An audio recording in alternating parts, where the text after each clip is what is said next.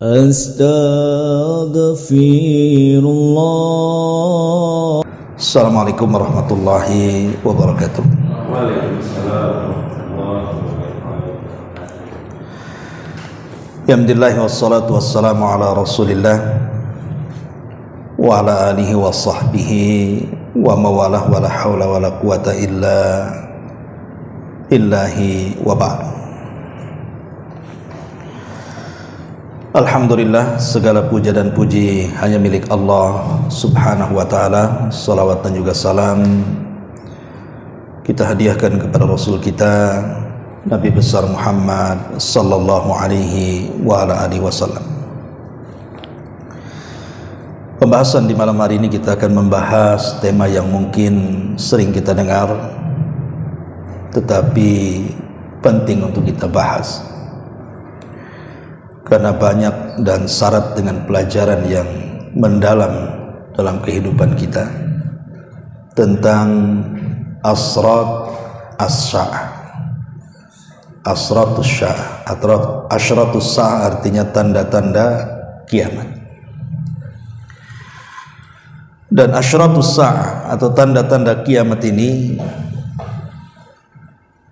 adalah bentuk kebenaran kenabian Nabi sallallahu alaihi wasallam.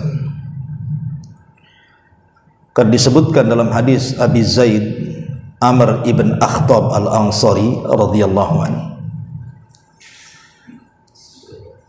shalla bina Rasulullah sallallahu alaihi wasallam al-fajr. Jadi satu hari Nabi sallallahu alaihi wasallam melaksanakan salat subuh. Wa sa'idal mimbar. Kemudian setelah salat subuh beliau naik ke atas mimbar, fa khatabana hatta hadaratiz zuhra. Rasul berceramah dari ba'da subuh sampai zuhur. Thumma sa'idal mimbar. Setelah selesai zuhur, naik lagi beliau ke atas mimbar hatta hadaratil asra, sampai datang waktu salat asar. Beliau terus berkhutbah. Thumma nazala fa shalla, kemudian beliau turun dan salat asar. Setelah salat asar, thumma sa'idal mimbar, naik lagi ke atas mimbar hatta gharabati syamsu, sampai matahari tenggelam. Fa akhbarana ma kana wa ma huwa kain. Maka Nabi sallallahu alaihi wasallam menjelaskan sesuatu yang telah berlaku dan sesuatu yang akan terjadi. Fa'alamuna ahfaduna, orang yang paling alim di antara kami adalah orang yang paling hafal dengan khutbah Nabi tadi. Bayangkan Nabi berkhutbah dari ba'da subuh sampai maghrib. Siapa yang tahan bicara seperti ini kalau bukan seorang Nabi? Saya saja kalau ceramah kelamaan capek juga kan, padahal sejam 2 jam itu dah teler gitu. Selesai ceramah sariawan pula kan. Tapi bagaimana Nabi Shallallahu Alaihi Wasallam berkhutbah dari subuh sampai maghrib? Semana itu ceritanya, ceramahnya. Dan Nabi menjelaskan tentang sesuatu yang akan terjadi. Artinya ini bicara soal tanda-tanda yang akan berlaku. Lihat, Nabi Shallallahu Alaihi Wasallam berceramah sepanjang itu hanya menjelaskan tentang peristiwa yang akan berlaku. Dari sini kita tahu bahwa tanda-tanda kiamat ini sudah disabdakan Nabi Shallallahu Alaihi Wasallam 14 abad yang silam, dan sebagiannya sudah terjadi dan sebagiannya lagi akan terjadi dan pasti terjadi. Ma'asyiral muslimin yang dimuliakan Allah Subhanahu wa taala, tentu ada sebuah pertanyaan, kenapa kita harus membahas tentang tanda-tanda kiamat ini? Apa faedahnya? Dan kenapa pula Nabi SAW menyebutkan tanda-tanda kiamat, baik kiamat kecil atau tanda-tanda kiamat kecil atau tanda-tanda kiamat besar? Tentu di antara faedahnya disebutkan oleh para ulama. Apa faedahnya mengenal tanda-tanda kiamat ini? Pertama, si'atu rahmatillahi azza wa jalla. luasnya rahmat Allah Subhanahu wa taala kepada kita, di mana Allah tidak mengirim kiamat itu sekonyong-konyong. Sebab kalau seandainya Allah Subhanahu wa taala tiba-tiba menghancurkan alam semesta, maka akan mengagetkan semua orang kan. Tentu orang-orang yang terutama dari kalangan ahli maksiat, mereka tidak sempat bertobat. Bahkan boleh jadi orang yang beriman yang kurang amalnya juga tidak sempat menambah amalannya. Makanya ini sebuah keadilan dan rahmat Allah, di mana sebelum terjadi kiamat besar itu dimukaddimahi dengan tanda-tanda, dan ini kasih sayang Allah kepada kita. Kemudian yang kedua, di antara faedahnya al-isti'dad lirrahili wad daril akhirah. Tentu supaya kita persiapan menuju kehidupan setelah kematian. Jadi dengan adanya tanda-tanda ini kita semakin persiapan. Jangan sampai bekal yang kurang cukup ini tiba-tiba dunia dikiamatkan. Maka seorang muslim, maka dia akan menyegerakan bertobat kepada Allah dan memperbanyak amal saleh untuk persiapan setelah kematian. Makanya dikirim tanda-tanda ini. Kemudian yang ketiga, tathbitul iman fil qalbi, untuk memantapkan keimanan kita dalam hati. Karena Nabi SAW terkadang bicara sesuatu, pembicaraan Rasul itu terkadang masuk akal, terkadang tidak masuk akal, terkadang terkesan dongeng. Bagaimana tidak terkesan dongeng? Munculnya Dajjal dengan kisahnya yang luar biasa menakjubkan, kemudian adanya Isa yang turun dari langit, munculnya Ya'juj dan Ma'juj, itu kan terkesan dongeng itu. Tapi bagi orang-orang yang beriman ini bukan dongeng. Ini sebuah kenyataan yang akan terjadi dan pasti terjadi. Karena yang bicara bukan orang biasa, tapi yang bicara seorang nabi. Kalau yang bicara mungkin dukun atau paranormal, kita katakan dia sedang ngawur dalam bicara. Boleh jadi dia sedang berbicara khurafat. Kalau yang bicara dukun kan itu, dukun meramalkan sesuatu, kita katakan khurafat ini. Tapi karena yang bicara adalah Nabi SAW, ini bukan khurafat, tetapi yang dibicarakan Nabi SAW adalah wahyu yang Allah wahyukan. Makanya Allah mengatakan wa ma yantiqu anil hawa in huwa illa wahyun yuha. Sehingga dari sini tertetapkan sebuah keimanan yang jauh lebih mantap lagi. Karena di antara ciri-ciri orang yang bertakwa adalah beriman dengan yang gaib. Ini kan perkara gaib, harus diimani. Ya, ini juga di antara manfaatnya. Kemudian yang keempat, tahiyatun nufus limuwajahatil fitan. Jadi jiwa semakin tegar lagi untuk menghadapi banyak fitnah yang akan menyongsong di depan. Jadi jiwa kita ini semakin teguh, karena di depan kita ini, di antara tanda-tanda kiamat itu akan banyak fitnah, dan fitnah itu bisa menggoncang keimanan orang. Jadi fitnah akhir zaman ini, Nabi SAW sampai mempermisalkan seperti gelapnya malam. Bayangkan gelapnya malam, kita berjalan di kegelapan, tidak ada penerangan cahaya, bisa nabrak sana sini. Lah sampai Nabi SAW mempermisalkan fitnah itu seperti gelapnya malam, dan fitnah ini menggoyang keimanan. Bisa saja paginya dia mukmin, sore harinya dia kafir. Sore harinya dia mukmin, pagi harinya dia kafir. Jadi dengan dihabarkan akan terjadi fitnah ini, fitnah itu di akhir zaman atas lisan Rasul, maka jiwa ini semakin persiapan untuk menghadapi fitnah-fitnah itu. Nah, ini juga di antara faedah kenapa disebutkan tentang asratus sa'ah di sini. Kemudian juga di antara faedahnya adalah al-hadharu minat tasyabbuh bil kufar. Dengan disebutkan tanda-tanda kiamat itu supaya kita makin hati-hati. Jangan sampai kita tasyabbuh menyerupai orang kafir. Karena di antara tanda-tanda yang disebutkan oleh Nabi SAW, apa kata Rasul? La taqumus sa'ah hatta ta'khudha ummati bi akhdil quruni qablaha shibran bi shibrin wa dira'an bi dira'in. Faqila ya Rasulullah kafarisi war rum, qala wa minan nasi illa ulaik. Kata Nabi SAW, tidak mungkin terjadi kiamat sampai di antara umatku, kata Nabi, ada yang mengikuti jejak-jejak umat-umat terdahulu, sejengkal demi sejengkal, sehasta demi sehasta, sampai dikatakan, wahai Rasul, apakah yang dimaksud adalah Persia dan Romawi? Kata Rasul, dan di antara manusia tidak ada lagi kecuali mereka. Artinya bahwa di antara tanda-tanda kiamat, kata Nabi SAW, umatnya nanti akan mengikuti orang-orang kafir. Lah dari sini, dengan mengenal tentang tanda-tanda kiamat, akhirnya kita pun berusaha untuk berhati-hati. Jangan sampai kita ini tasyabbuh dengan orang kafir, karena Rasul 14 abad yang silam sudah bersabda seperti itu. Ini juga diantara faedahnya.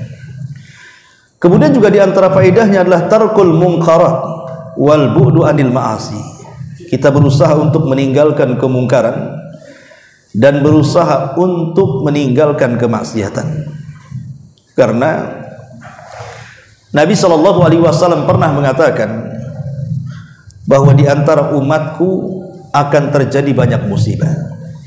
Kemudian Rasul mengatakan khosfun wa qadhfun wa mashun.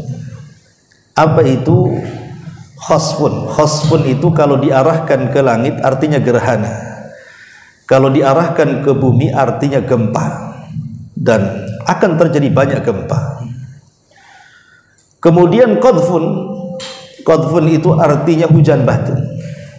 Kita lihat ketika ada angin puting beliung yang mengangkat semua benda-benda yang ada di bawah, kemudian diangkat ke langit dan ditumpahkan lagi ke bumi, itu namanya qadhfun. Ataupun mashun, orang-orang yang dirubah watak-watak mereka, jasad mereka manusia, tapi hati mereka seperti binatang, bahkan lebih parah daripada binatang. Sehingga Aisyah radhiyallahu anha bertanya kepada Nabi SAW, 3 bencana ini kapan terjadi?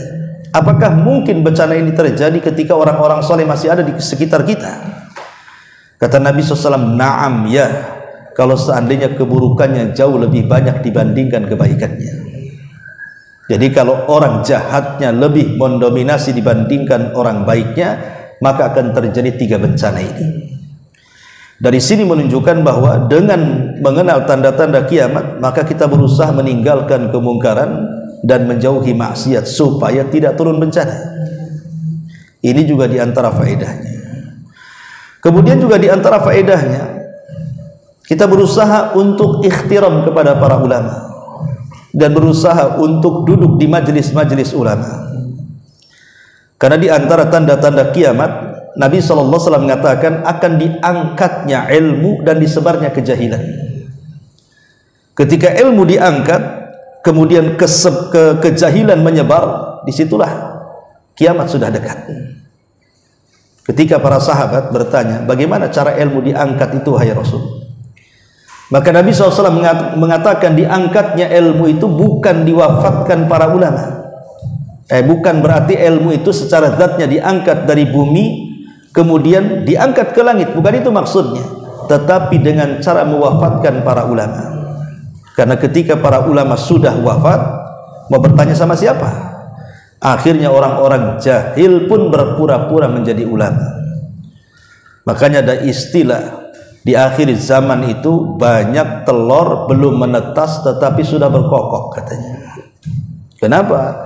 Tidak punya ilmu tetapi berfatwa. Ini yang bahaya. Pesantrennya di mana tidak tahu, tahu-tahu jadi ustaz dan berfatwa saja. Nah, ini dengan mengetahui tanda-tanda kiamat bahwa di akhir zaman akan menyebar kejahilan dan ilmu akan diangkat, sehingga kita yang mengetahui ini makin hormat kepada para ulama dan duduk di majelis ulama, dan mereka berusaha untuk mencari ilmu kepada para ulama. Kemudian juga dengan mengenal tanda-tanda kiamat, akhirnya kita al-ihtimam bi syairil Islam, berusaha untuk mengagungkan syiar-syiar Islam.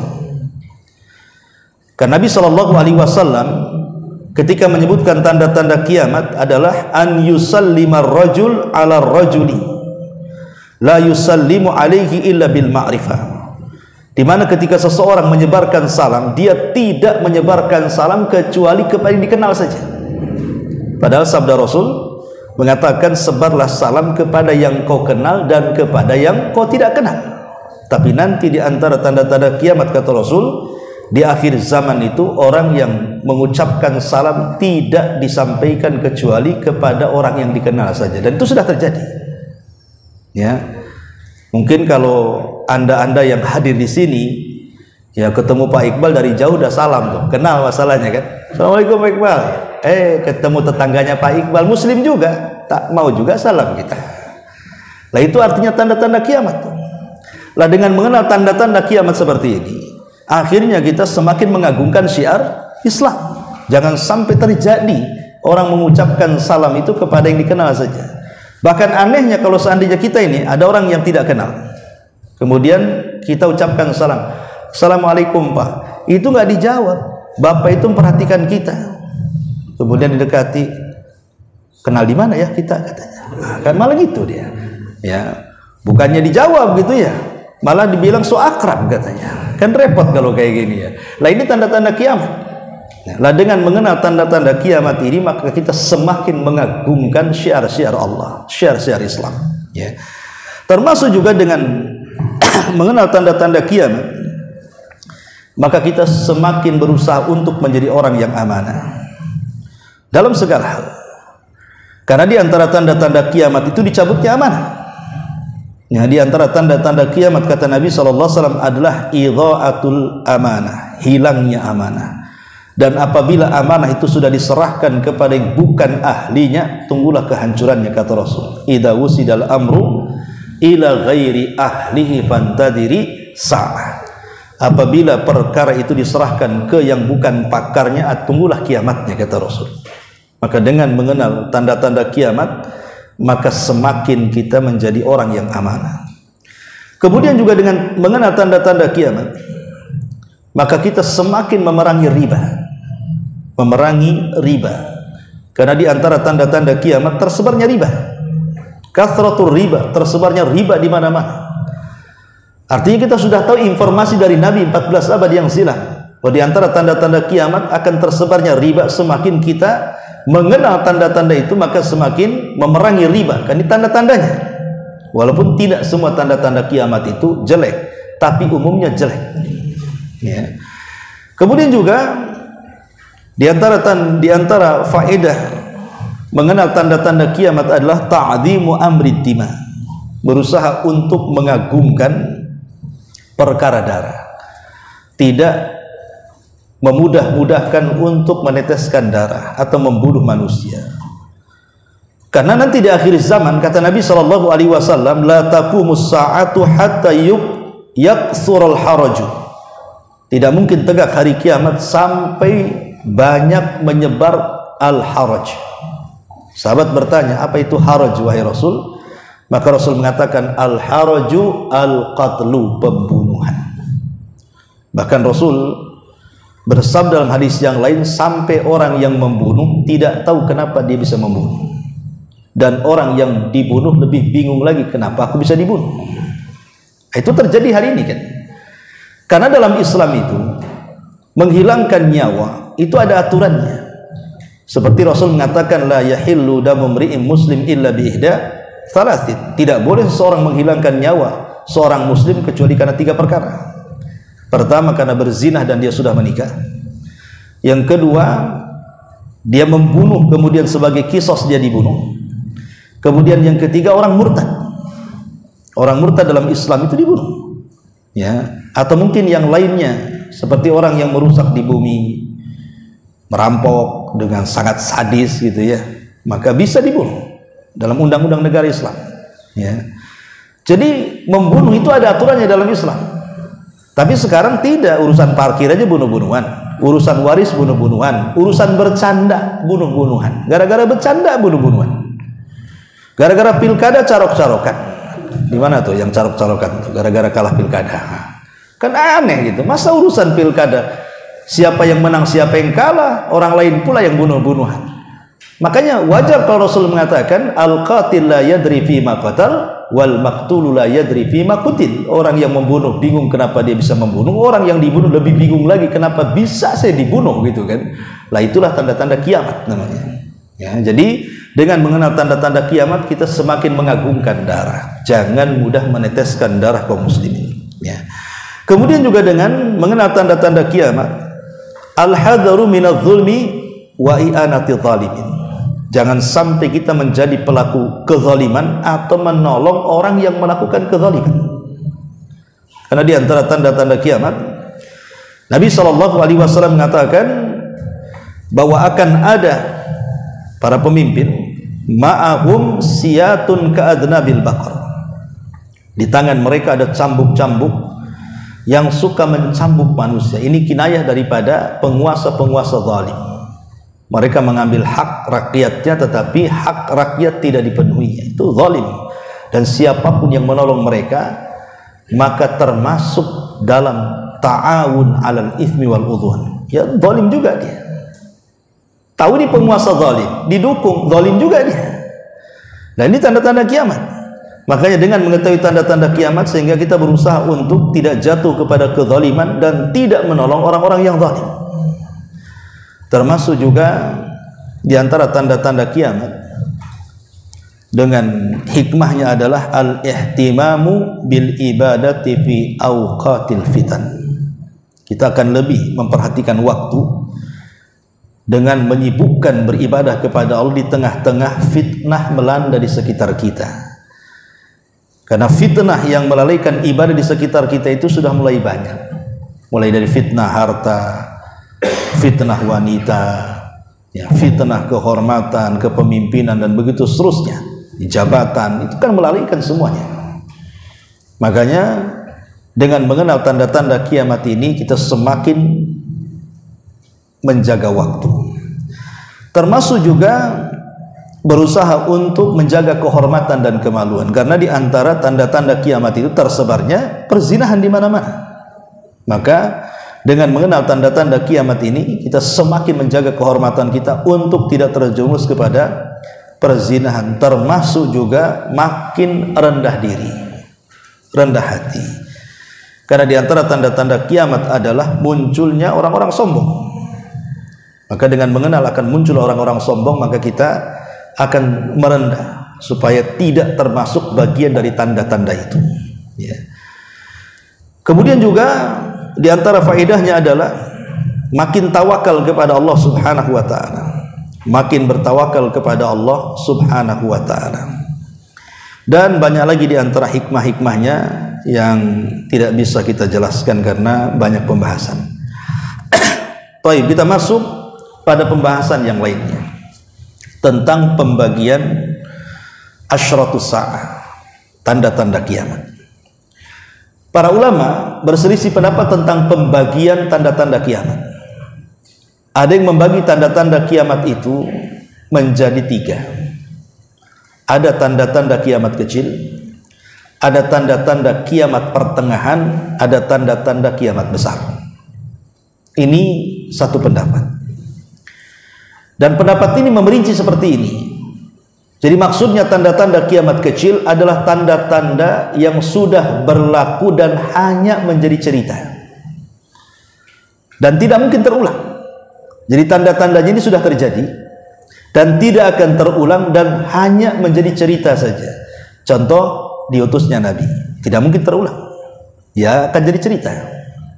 Kemudian kematian Nabi, kemudian bulan terbelah menjadi 2, kan tidak mungkin juga terbelah lagi. Jadi ada tanda-tanda itu sudah berlaku dan tidak mungkin terulang dan hanya tersisa ceritanya. Lah ini disebut tanda-tanda kiamat kecil. Kemudian yang kedua ada tanda-tanda pertengahan. Itulah tanda-tanda yang akan semakin, yang sudah terjadi dan akan tetap terjadi dan akan terus terjadi dan akan semakin besar. Seperti tersebarnya zina, kemudian hilangnya amanah, itu ya, tersebarnya riba, itu kan semakin besar, ya, dan terus berlangsung dan ada terus gitu ya. Lah ini namanya tanda-tanda kiamat pertengahan. Baru namanya tanda-tanda kiamat besar. Itulah yang 10 tanda. Itulah yang disebut dengan keluarnya Dajjal, turunnya Isa bin Maryam, adanya Ya'juj wa Ma'juj, kemudian asap hitam menebal di langit, kemudian adanya gempa di arah timur, barat dan jazirah Arab, sampai kepada binatang yang melata, matahari terbit dari barat, kemudian api yang menyala dari negeri Aden Yaman dan menggiring manusia ke Syam, sehingga terjadilah kiamat besar. Lah itu ada yang memerinci seperti itu. Tetapi pendapat yang lain mengatakan bahwa tanda-tanda kiamat itu cuma 2. Tanda-tanda kiamat itu cuma 2. Tanda-tanda kiamat besar dan tanda-tanda kiamat kecil saja. Di mana tanda-tanda pertengahan ini masuk kepada tanda-tanda kiamat kecil. Lah tanda-tanda kiamat kecil baru kemudian dirinci. Ada tanda-tanda kiamat kecil yang sudah berlaku dan tidak akan pernah terjadi lagi. Yang kedua, ada tanda-tanda kiamat kecil yang sedang berlaku dan akan terus berlaku. Yang ketiga, ada tanda-tanda kiamat kecil belum berlaku. Dan yang keempat, ada tanda-tanda kiamat kecil yang berada di tengah-tengah tanda-tanda kiamat besar. Seperti umpamanya apa? Diangkatnya Quran, kemudian dirobohkannya Ka'bah sampai ke akar-akarnya oleh Dzu Suwaikataini. Itu kan ditanda di tengah-tengah tanda-tanda kiamat besar itu, ya.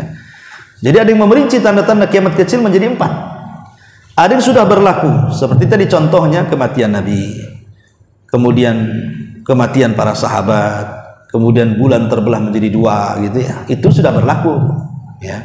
Kemudian sedang berlaku dan akan terus berlaku, ya, seperti tersebarnya zina, tersebarnya riba, pembunuhan di mana-mana, tersebarnya fitnah, itu sedang berlaku.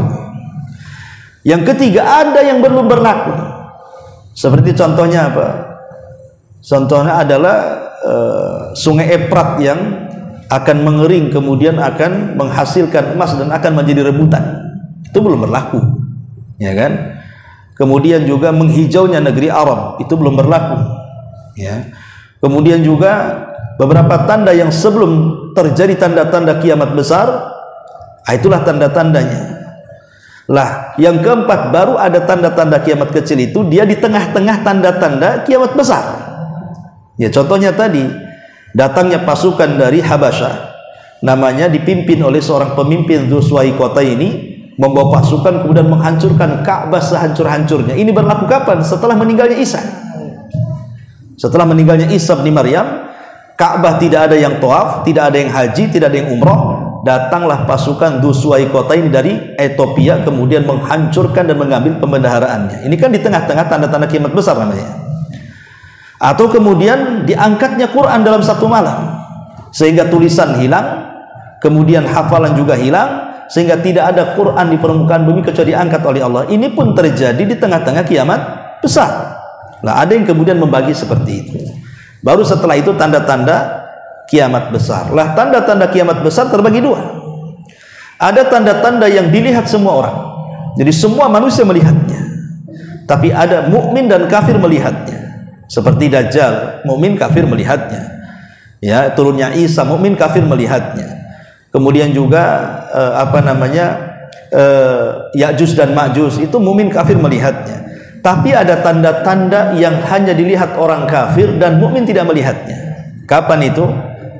Ketika tergiringnya mereka dengan api dari Hijaz. Karena mukmin tidak ada lagi hidup, karena sudah diwafatkan dengan dikirim angin yang sangat dingin sekali, kemudian menerpa setiap ketiak orang yang memiliki iman walaupun sebiji dzarrah, kemudian meninggal. Ketika itu tidak ada yang hidup kecuali orang kafir.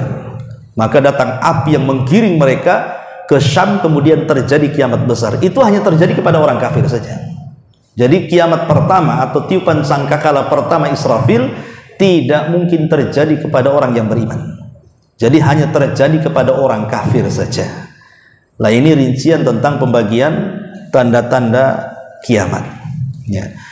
Baik, ma'asyiral muslimin yang dimuliakan Allah Subhanahu wa taala. Baru kita akan masuk apa saja tanda-tanda. Kalau tadi kan secara global, kita masuk secara rinciannya. Pertama kita bicara tentang tanda-tanda kiamat kecil. Secara ringkas saja ya. Kalau kita jelaskan secara terperinci ya kelamaan. Ya. Yang pertama bi'tsatun Nabi. Diutusnya Nabi SAW. Kata Rasul, bu'ithtu ana wasa'ah kahataini. Kata Rasul, aku diutus dengan hari kiamat itu seperti ini.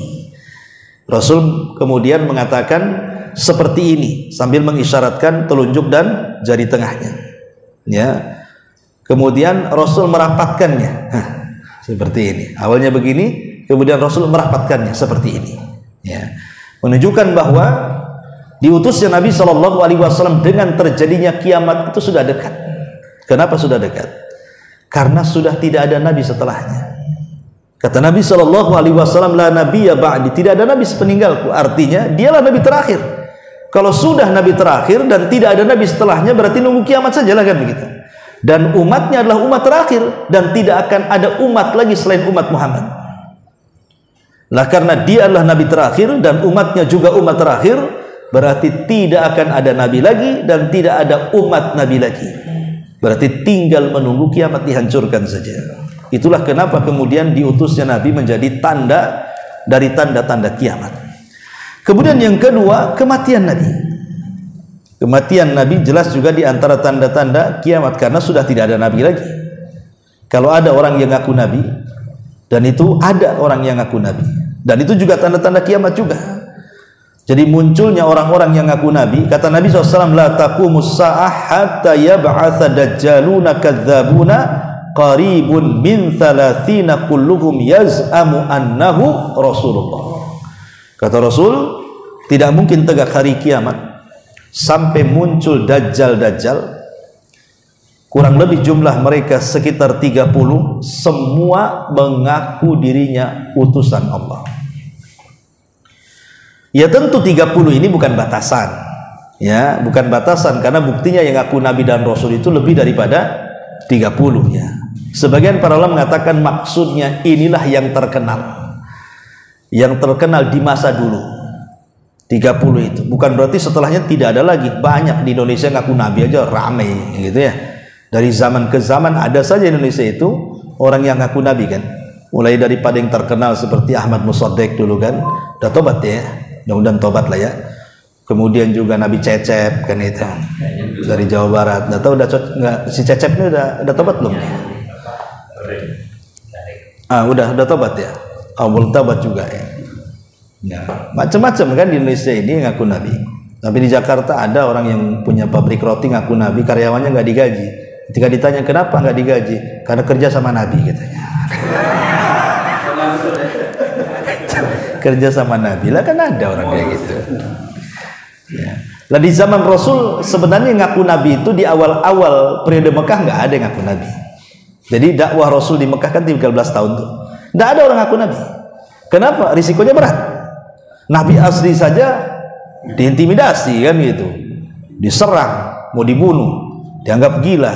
Ya takutlah orang-orang ngaku Nabi. Nabi aslinya saja luar biasa tantangannya.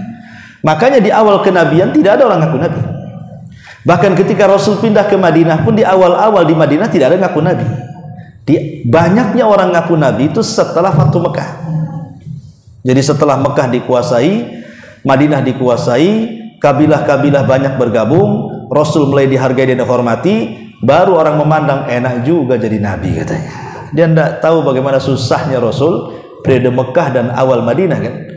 Jadi mereka akhirnya setelah Rasul sukses menjadi Nabi dan memimpin umat, baru orang terpikir enak juga jadi Nabi. Dari situlah banyak orang ngaku Nabi di akhir-akhir sebelum wafatnya Nabi. Muncul Musailamah Al-Kadzdzab, muncul Tulaiha, muncul Al-Aswad Al-Ansi, muncul Sajah bintul Haris. Bermunculan tuh di akhir-akhir hayat Nabi. Bahkan si Nabi palsu dengan Nabi palsu kawin. Seperti Musailamah Al-Kadzdzab kan Nabi palsu. Kemudian di situ juga ada seorang wanita ngaku Nabi namanya Sajah bintu Al-Haris. Akhirnya kawin itu dua Nabi palsu ini. Bayangkan. Ya, jadi tetapi Allah takdirkan ada yang tobat, seperti Sajah bintul Haris tobat dan baik Islamnya. Kemudian Tulaihah juga tobat baik Islamnya. Tapi Musailamah Al-Kadzdzab tidak tobat sehingga diserang oleh Abu Bakar dan meninggal di sebuah kebun. Makanya kemudian peperangannya disebut kebun kematian, ya, dalam perang Yamamah. Kemudian juga Al-Aswad Al-Ansi juga dibunuh, ya, karena ngaku Nabi. Jadi di zaman itu sudah ada orang ngaku Nabi. Setelah meninggalnya Nabi, sampai kemudian seorang Syiah namanya Mukhtar Ats-Tsaqafi, ya, di zaman tabi'in juga ngaku Nabi, kemudian dibunuh juga. Dan banyak sekali sampai hari ini banyak bermunculan orang ngaku Nabi. Intinya bahwa kematian Nabi SAW menutup tidak ada lagi Nabi setelahnya, dan itu tanda dari tanda-tanda kiamat. Kemudian yang ketiga, zuhurul fitan, banyaknya fitnah di mana-mana. Nabi SAW mengatakan, inna baina yaday sa'ati fitanan kaqita'il lailil mudlim. Sesungguhnya mendekati kiamat akan terjadi banyak fitnah, di mana fitnah ini seperti potongan malam yang sangat gelap gulita. Yusbihu rajulu fiha mu'minan wa yumsi kafira, wa yumsi mu'minan wa yusbihu kafira. Di mana di pagi hari ada orang beriman, sore hari sudah kafir. Di sore hari beriman, paginya pula kafir. Maka ketika itu kata Rasul, al-qa'id fiha khairun minal qa'im. Orang yang duduk lebih baik dibandingkan orang yang berdiri. Wal qa'im fiha khairun minal mashi. Orang yang berdiri lebih baik daripada orang yang berjalan. Wal mashi fiha khairun minas sa'i. Orang yang berjalan lebih baik daripada orang yang berlari. Dan seterusnya. Artinya bahwa kata Rasul, nanti mendekati kiamat akan banyak terjadi fitnah, dan fitnah ini akan menggoncang iman. Menggoncang iman seseorang, dan itu sudah terjadi. Banyaknya kesyirikan, itu kan menggoncang iman kita. Banyaknya perkara-perkara baru dalam Islam, itu juga bisa menggoncang sunnah kita. Kemudian banyaknya kemaksiatan di tengah-tengah kita, mulai daripada perjudian, baik yang online, offline, judol dan yang lainnya. Nah, itu kan merebak di mana? Ini kan menggoncang iman. Sampai penegak-penegak hukum juga sudah main judol-judol juga rupanya. Tapi dibilangnya iseng katanya. Dibilang iseng pula, coba kan. Orang judi dibilang iseng kan kurang ajar itu. Perkara yang haram dibilang iseng. Perkara dosa itu bukan iseng-isengan. Yang namanya haram ya tetap haram sampai kiamat. Baik aturan negara atau aturan Islam, sama saja, dilarang. Ya. Nah ini kan fitnah. Lah kalau para penegak hukumnya sudah main-main dalam masalah judi, macam mana dia akan menegakkan hukum kan? Dia tidak mungkin menegakkan hukum. Wajar kalau Rasul mengatakan hakim itu 2/3 di neraka, 1/3 di sorga. Coba 2/3 di neraka, 1/3 di sorga. Karena Rasul mengatakan hakim itu ada 3, 2 di sorga, 1 di neraka. Artinya 2/3 di neraka, 1/3 di sorga. Kalau kita mau buat kalkulasi seperti itu kan. Nah ini terjadi di negeri kita. Ya, jadi fitnah ini luar biasa. Makanya kita lihat banyak orang yang murtad tanpa sadar atau dengan sadar. Di Batam ini orang murtad banyak sekali. Hanya gara-gara faktor pernikahan murtad, ya kan? Hanya faktor ekonomi murtad. Kena bencana sedikit dibantu orang murtad. Nah, ini negeri kita, ini kan fitnah namanya. Menggoncang keimanan. Di pagi hari dia beriman, sore hari dia sudah kufur. Ya, kemudian pusing sedikit tentang usaha, datang ke dukun, murtad dia akhirnya karena percaya dengan dukun. Rasul mengatakan barang siapa yang datang ke dukun kemudian bertanya, dibenarkan ucapannya, maka dia telah kufur dengan syariat Muhammad. Artinya dia telah keluar dari Islam. Coba bayangkan, ya, percaya dengan tanggal-tanggal tanpa sadar, murtad dia. Itulah fitnah, ya, tanpa sadar. Dan ini fitnah, ini tanda-tanda dari tanda-tanda kiamat yang akan berlaku. Kemudian kasratul mal, banyaknya harta. Maksudnya banyaknya harta ini yang melalaikan. Ya, banyaknya harta yang melalaikan. Ada orang yang bercita-cita seperti ini. Ya tentu ini orang baiknya. Ustaz, kalau saya kaya, mungkin saya bisa mengatur harta. Mungkin kalau ada masjid yang belum jadi, saya akan bantu. Kalau panti asuhan nampak kurang, saya akan bantu. Pokoknya ada orang yang berpikir kalau kaya itu dia bisa mengatur harta. Dengan hartanya dia bisa berbuat baik. Tapi setelah Allah kabulkan dia jadi kaya raya, apa yang terjadi? Bukan dia yang memegang harta, harta yang memegang kupingnya. Kata harta ke timur, dia ke timur. Kata harta ke barat, dia ke barat. Itulah harta. Akhirnya apa? Cita-cita yang dulu ketika miskin ingin berbuat baik, setelah kaya hilang semuanya. Itulah rahasia bejatnya orang, kata Rasul, kata Allah Subhanahu wa taala, kalla innal insana la yatgha an ra'ahus taghna. Manusia itu terkadang mudah melampaui batas ketika rizki dibentangkan. Ada orang Jakarta datang ke saya, Ustaz, saya penggemar Ustaz di YouTube, alhamdulillah katanya. Coba saya kenal Ustaz dulu waktu saya masih kaya, saya bangun pesantren Ustaz katanya. Jadi saya bilang, kenapa kau datang miskin pula? Kok waktu miskin pula datang ke sini? Waktu kaya kemana aja? Saya bilang. Jadi kadang-kadang kan seperti itu. Nah, ini banyaknya harta yang melalaikan, ini bagian dari tanda-tanda kiamat. Kemudian juga diaul amanah. Diaul amanah, hilangnya amanah. Rasul mengatakan, idza duyiatil amanah fantadiris sa'ah. Kalau amanah itu sudah dilalaikan, maka tunggulah kiamat dibangkitkan. Rasul ditanya, bagaimana cara melalaikannya wahai Rasul? Maka Rasul mengatakan, idza usnidal amru ila ghairi ahli fantadiris sa'ah. Kalau amanah diserahkan ke yang bukan ahlinya, tunggulah kiamatnya. Itulah melalaikan amanah, kata Rasul.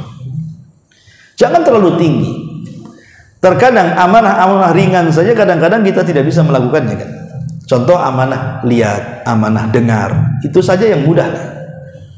Ada saudara kita mungkin terlihat oleh mata kita dia sedang maksiat, padahal kewajiban kita menutup aibnya.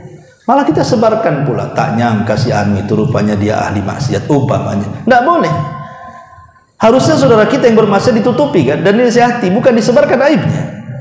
Atau mungkin amanah dengar, bisik-bisiklah si kawan itu, saya mau cerita, boleh nggak? Boleh, tapi jangan ceritakan ya. Iya katanya. Diceritakan.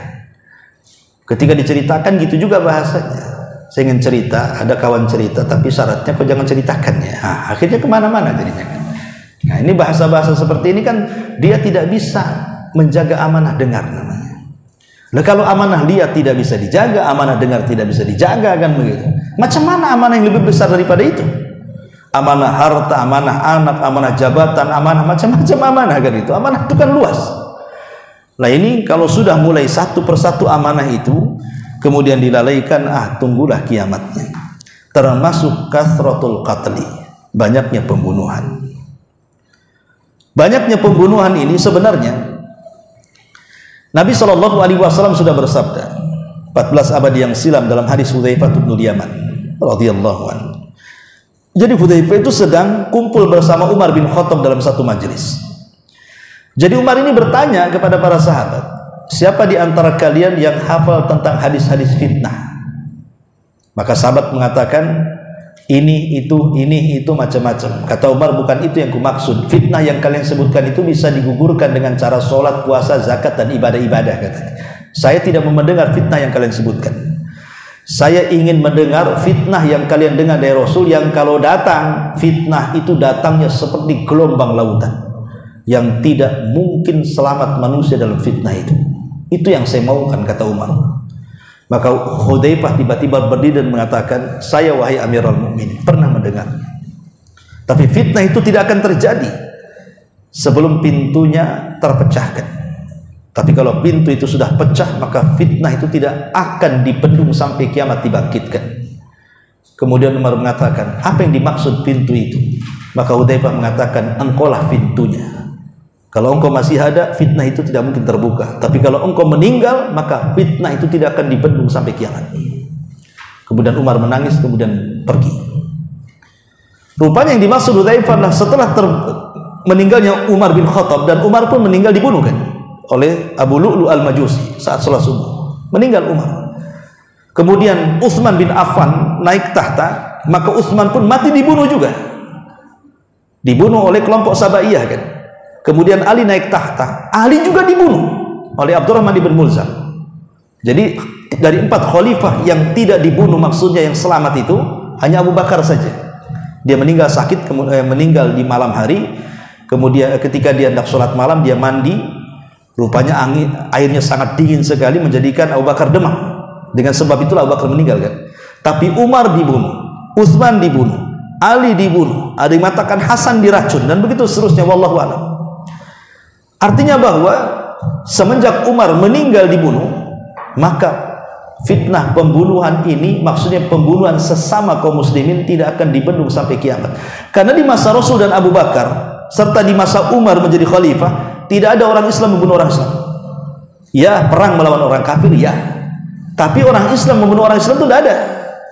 Baru setelah terbunuhnya Utsman, meninggalnya Umar, baru terjadi perang saudara di zaman Ali. Ada namanya perang Siffin, itu perang saudara. Ada namanya perang Jamal, itu perang saudara. Ada namanya perang Nahrawan, walaupun lawannya orang-orang Khawarij, kan tetap mereka muslim, perang sesama kaum muslimin kan. Dan itu akan terus berlaku sampai kiamat, namanya perang saudara, tidak bisa dibendung ya. Dan ini bukan hanya jumlah ramai, bahkan individu kan begitu, antar saudara satu rumah gara-gara rebutan waris, bunuh-bunuhan. Rebutan waris lo bisa bunuh-bunuhan ya. Kemudian masalah pilkada saya contohkan tadi, yang kalah dengan yang menang bentrok, bunuh-bunuhan. Coba bayangkan, mereka rela menyerahkan nyawa untuk apa? Emangnya kalau dibela kemudian mati-mati syahid? Nggak mati syahid juga kan gitu. Yang dibela siapa kan gitu? Yang dibela itu bukan Islam, bukan Nabi, bukan syariat. Yang bela itu paslon. Nah ini dari mana kemudian mati syahid di sini? Jadi Anda ini mati karena uang, bukan mati karena syariat berarti. Lah dari sini khotufidin, peristiwa-peristiwa pembunuhan seperti ini adalah tanda-tanda dari tanda-tanda kiamat. Termasuk kathrah az-zalazil, banyaknya gempa di mana-mana. Indonesia ini jangan cerita gempa lah, dari zaman ke zaman sudah ada gempa banyak.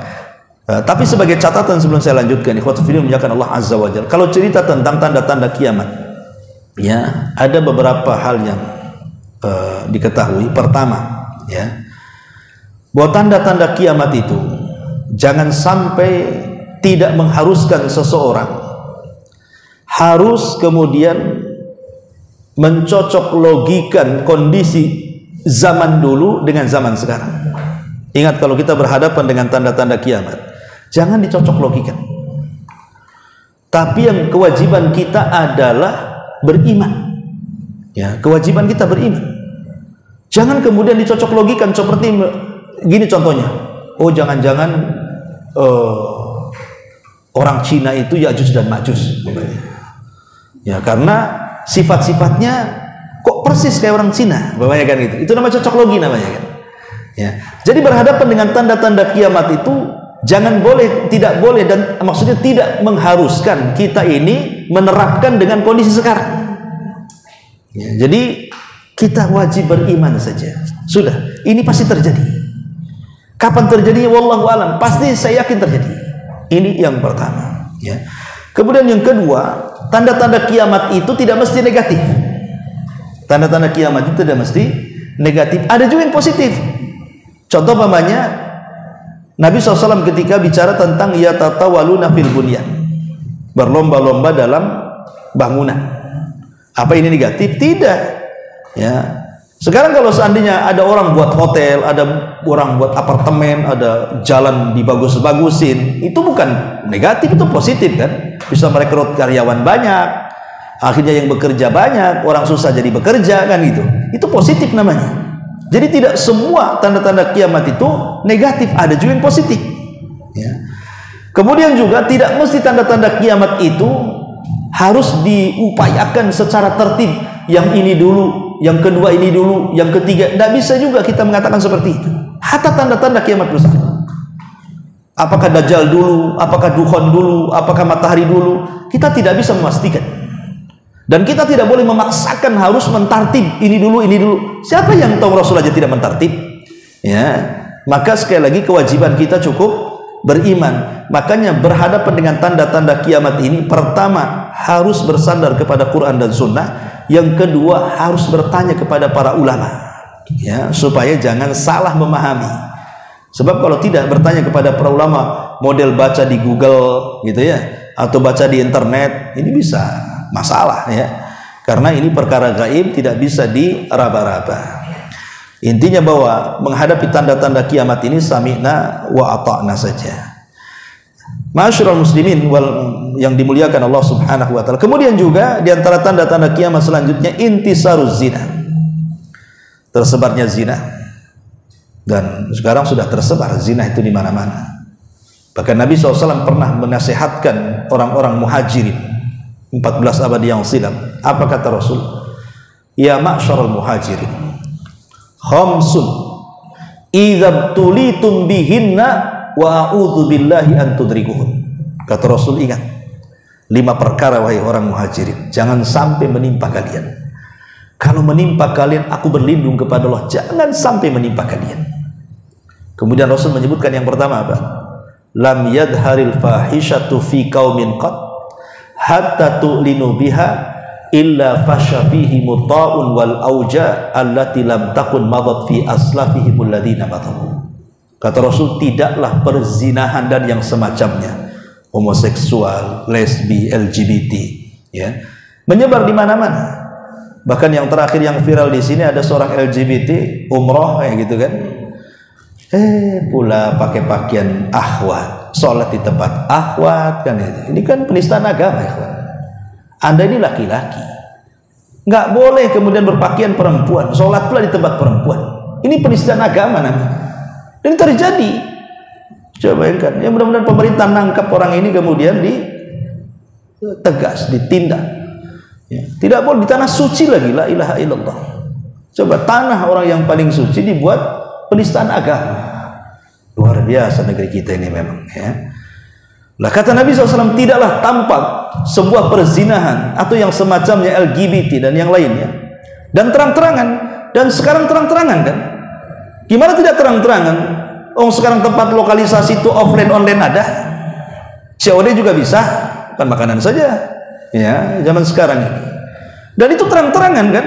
Lah apa yang terjadi kata Rasul? Illa fasha fihi muta'un. Ingat, akan tersebar banyak penyakit ta'un ataupun penyakit-penyakit yang belum pernah ada di zaman Rasul tapi akan terjangkit di zaman sekarang.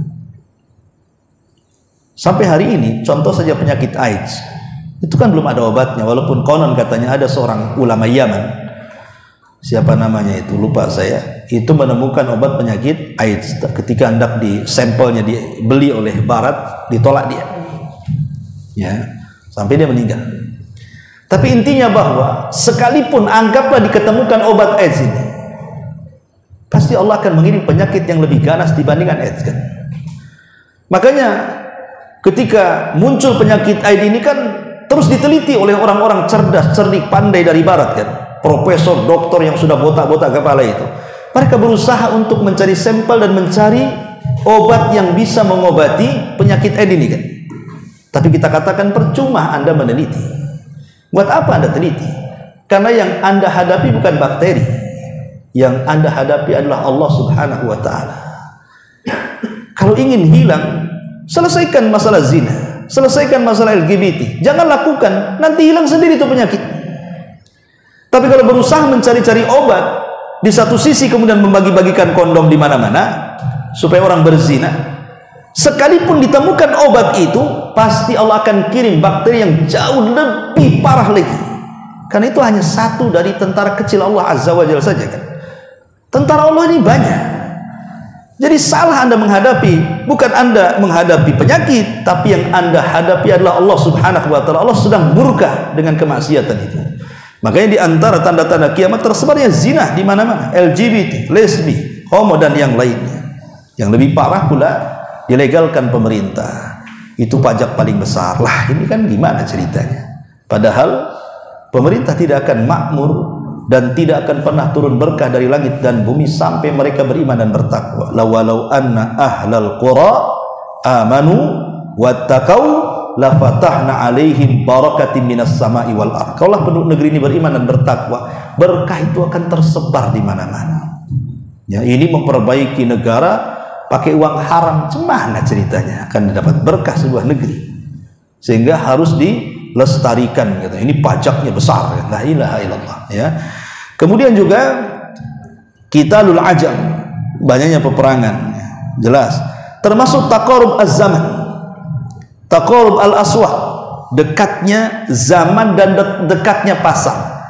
Ingat ya dulu kalau antum orang desa sekarang jadi orang kota kan. Kalau orang desa itu ke pasar kan naik dokar, kadang-kadang jauh, kadang-kadang kan naik angkot ya. Sekarang tidak perlu, pasarnya di rumah, yang mesennya juga di rumah. Tinggal buka aplikasi, datang ya, paket, nah, selesai itu.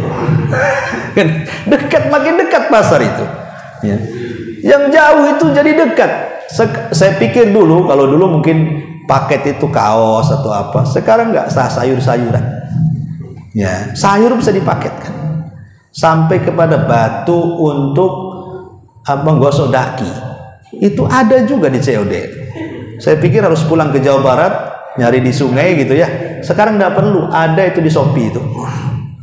Bayangkan sampai batu untuk gosok daki lo dijual di Shopee itu, kita nggak kepikiran. Sampai rumput teki juga ada tuh. Jadi semua, coba, ini namanya taqarrub al-aswaq namanya. Jadi pasar didekat-dekatkan, tidak perlu keluar.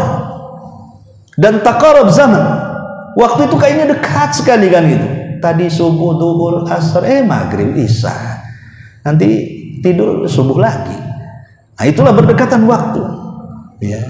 Kayaknya kita ini masih muda, padahal ngaca udah berubah semuanya ya. Sok muda pada ada tua, dia tidak paham dia awet tua bukan awet muda ya.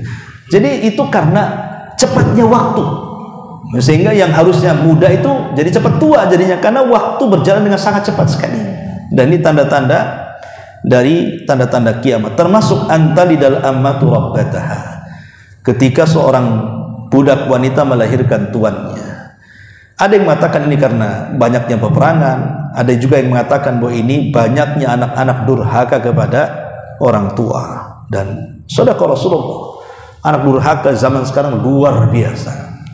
Kita belum pernah mendengar ada anak bunuh orang tua, sekarang ada pula anak bunuh orang tua, menyiksa orang tuanya, dan begitu seterusnya. Dan ini tanda-tanda kiamat, termasuk ittikhadul masajid turuqan, dijadikan masjid hanya jalan. Dikira ke masjid mau sholat, saya kan ada masjid tuh di Beliung, dikira nanya, Pak, toilet mana Pak, katanya. Oh di situ Pak, katanya, ke toilet. Padahal duhur itu, toto pergi lagi, rupanya numpang kencing, bukan mau sholat di situ. Lah itu menjadikan masjid hanya untuk lewat saja. Ini kan sudah tanda-tanda kiamat ini. Saya pikir mau sholat, rupanya numpang kencing. Ya. Makanya wajar kalau masjid-masjid itu biasanya banyak yang digembok ke kamar mandinya. Karena numpang kencingnya dibuka ketika waktu sholat aja. Sampai seperti itu jadinya ya. Nah, termasuk juga tatawul ri'a isyad fil bunyan. Banyaknya pembangunan sampai rumah-rumah di desa lebih hebat daripada rumah di kota kan itu. Rumah di Batam kopel-kopel kan itu. Rumah di desa wah gede-gede kayak gedong. Itu tanda-tanda kiamat. Tapi ini bukan perkara yang negatif, ini positif. Taslimul khasah, tadi sudah disebutkan, mengucapkan salam kepada orang yang khusus saja. Kemudian zakhrafatul masajid, masjid dibangun dengan cara megah. Alhamdulillah, memang satu sisi kita bersyukur. Zaman dulu kita cari masjid itu nunggu azan, oh di sana rupanya masjid ya. Sekarang tidak, karena menaranya tinggi-tinggi udah nampak itu masjid. Apalagi datang suara azan bersautan di mana-mana. Tapi sayangnya banyak masjid yang cantik tapi tidak ada penghuninya, hanya imam muazin itu karena dibayar. Kalau nggak dibayar minggat juga ada. Ya, ini kan masalah ya. Kemudian juga kathratu ar-riba, banyaknya riba. Banyaknya riba ini luar biasa. Mulai dari rentenir itu sampai kepada bank konvensional, itu luar biasa pengaruh riba ini. Ya, dan ngeri pengaruh riba ini karena akan merobohkan ekonomi, bukan hanya individu, masyarakat, bangsa, negara bisa roboh gara-gara riba ya, karena riba itu hakikatnya dia telah berperang melawan Allah, karena Allah yang mengatakan fa illam yantahu fa'danu biharbin minallahi wa rasul. Kalau kalian tidak berhenti dari riba, itu berarti kalian menyatakan perang melawan Allah dan Rasulnya. Nah itu kan bahaya riba. Dan riba itu sekarang tidak mesti harus di kantor-kantor. Sekarang sudah di pagar-pagar rumah kan, silakan pinjam dengan bunga yang rendah, cukup dengan taruh sertifikat, nah gitu saja. Itu ada itu, tempel-tempel tiang-tiang listrik itu, ya. Kemudian banyaknya wanita. Oh di Batam jelas lah banyak wanita. Kemudian tamannil maut, banyaknya orang berangan-angan ingin mati. Karena apa? Stres dengan kehidupan dunia kan. Jadi pengennya mati itu seolah-olah menyelesaikan penatnya kehidupan dunia. Padahal mati itu bukan menyelesaikan masalah, justru menambah masalah. Karena setelah kematian itu prosesnya lebih panjang lagi. Tapi ada orang-orang yang berpikir karena banyaknya kesulitan, terpikir kalau melihat kuburan orang itu, kenapa aku aja nggak mati di situ? Masalah itu. Nah ini karena terlampau stresnya orang sampai menghendaki kematian. Termasuk juga zuhurul fawahish, banyaknya kerusakan. Kemudian juga ittiba'us sunanil kafirin, banyak mengikuti tata cara orang-orang kafir. Kemudian kasratus syurat, banyaknya tentara, banyaknya polisi, itu juga tanda-tanda kiamat ya. Termasuk juga qital al-yahud, perang melawan Yahudi. Kita bisa lihat Palestina sekarang berperang melawan orang Yahudi ya, dan banyak lagi. Intinya bahwa tanda-tanda kiamat kecil ini banyak sekali, dan ulama ada yang mengatakan hampir 90% lebih tanda-tanda kiamat itu setiap hari terjadi. Hanya kurang dari 10% mungkinlah tanda-tanda kiamat kecil ini belum terjadi, artinya sudah mendekati ke tanda-tanda kiamat besar. Tapi sekali lagi bahwa melazimkan dekatnya kiamat itu tidak bisa kita pastikan kapan waktunya, prediksinya seperti apa, tidak bisa. Karena Nabi SAW sendiri yang mengatakan mal mas'ulu anha bi'a'lama minasail. Ketika ditanya Rasul kapan kiamat, Rasul mengatakan tidak tahu. Yang ditanya tidak lebih paham daripada yang bertanya. Pada yang bertanya Jibril, artinya aku dan engkau Jibril tidak tahu. Bahkan ketika Arab Badui datang kepada Rasul mengatakan, Rasul kapan kiamat? Rasul diam. Rasul kapan kiamat? Rasul diam. Rasul kapan kiamat? Rasul diam. Sampai 3 kali marah Rasul. Dan Rasul mengatakan, kau dari tadi tanya kiamat terus, katanya. Apa yang kau siapkan?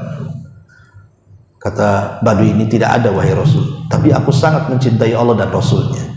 Maka Rasul mengatakan, idzan anta man ahbab, kalau begitu engkau akan bersama orang yang kau cintai.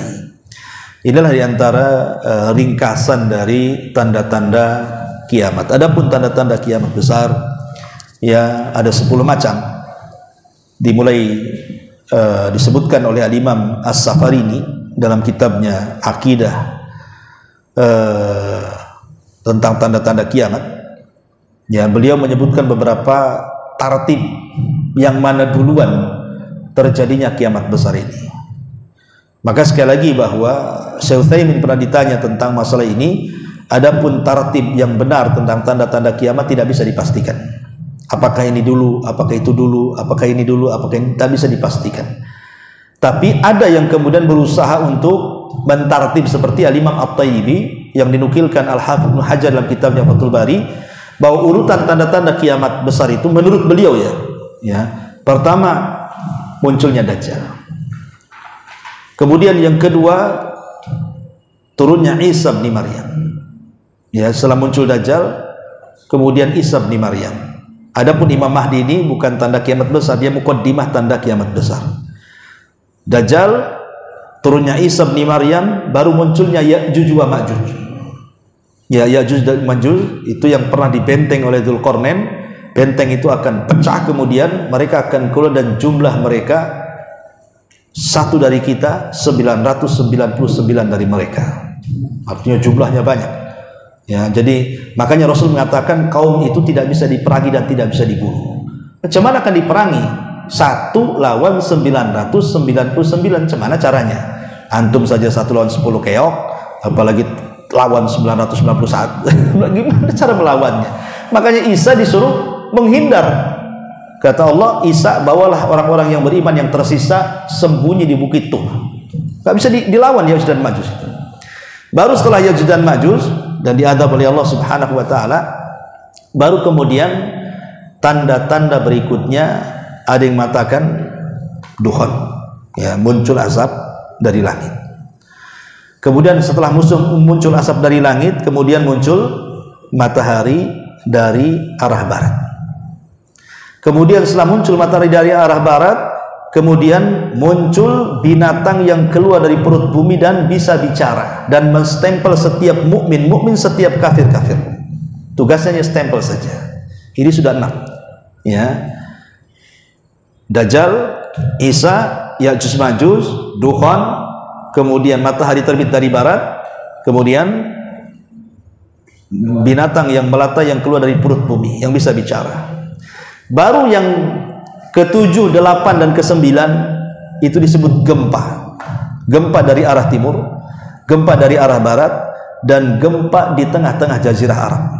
Itu sudah tiga gempa. Kemudian yang terakhir baru api yang keluar dari, atau larva atau api yang keluar dari Aden, Yaman. Dan itu sudah diteliti oleh NASA. Memang di dunia itu hanya ada di Yaman larva yang sangat besar yang ada di dasar bumi itu. Dan shadaqa Rasulullah, memang Rasul yang bersabda bahwa larva itu akan keluar dari perut bumi dan akan membakar lautan. Maka api itu akan menggiring manusia. Tugasnya bukan membakar manusia, hanya menggiring saja. Kalau manusianya diam, apinya juga diam. Manusianya jalan, apinya ada jalan. Manusia tidur, dia tunggu. Ya, karena tidak ditugasi untuk membakar. Tapi kalau semua benda yang terkena terbakar, kecuali manusia. Karena tugas dia hanya menggiring saja. Digiringnya manusia sampai di Syam. Lah ketika mereka di Syam, disitulah kiamat dibangkitkan. Ini menurut tartib Al-Imam At-Tayyibi dalam kitab Fathul Bari. Tapi menurut Imam Safarini dan yang lainnya juga berbeda tartibnya, sehingga kita tidak bisa memastikan mana satu duluan. Yang jelas kita beriman bahwa tanda-tanda kiamat itu pasti berlaku dan pasti terjadi. Wallahu a'lam bishawab. Sampai di sini, inilah diantara ringkasan tanda-tanda kiamat. Baik, sebelum saya tutup, kalau ada yang mau bertanya, silahkan. Kalau yang ibu melahirkan tuannya, iya, itu di ternak kecil apa besar? Itu tanda-tanda kiamat kecil. Itu ada hadis dalam hadis Jibril. Hadis Jibril ketika bertanya kepada Rasul tentang tanda-tanda kiamat, maka Rasul mengatakan antalidal amatu rabbataha, di mana seorang budak melahirkan tuannya. Ada yang mengatakan bahwa karena ada yang memahami zahirnya hadis, artinya saya punya budak, saya gauli, kemudian dia hamil, kemudian punya anak. Lah anaknya merdeka karena bapaknya merdeka, tapi ibunya tetap budak. Ya, itu satu pendapat. Tapi pendapat yang kedua bukan itu maksudnya. Maksudnya seorang budak melahirkan tuannya itu di mana anak ini kurang ajar dengan ibunya, merasa dia tuannya, ibunya merasa bawahannya. Nah, itu maksudnya hadis itu. Artinya tanda-tanda kiamat ini bicara tentang munculnya anak-anak durhaka. Jadi dia merasa tuan, ibunya merasa pelayan, dia membentak ibunya, mukul ibunya, membunuh ibunya, dan begitu seterusnya. Nah, itu juga tafsirannya juga seperti itu. Ya, wallahu a'lam. Baik, sampai di sini. Mudah-mudahan ada manfaatnya. Subhanakallahumma bihamdika, asyhadu an la ilaha illa anta, astaghfiruka wa atubu ilaik. Allahu ta'ala alam. Assalamualaikum warahmatullahi wabarakatuh.